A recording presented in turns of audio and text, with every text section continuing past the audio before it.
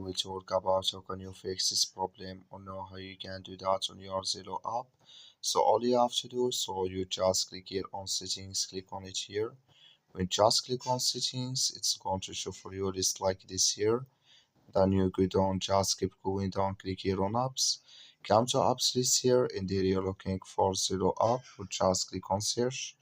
Then here at Zello app, it's going to show for you like this, click on it. So then it's going to take you to this list here, click on for stop, click on OK. Then you go down, just click here on storage.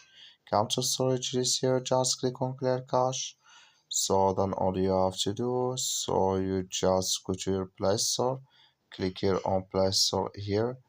So then here you search here for Zello app, it's going to show for you like this. You will find here update, click on it and it's going to work with you. That's all you have to do. Thank you for watching. Don't forget to support us by like and subscribe.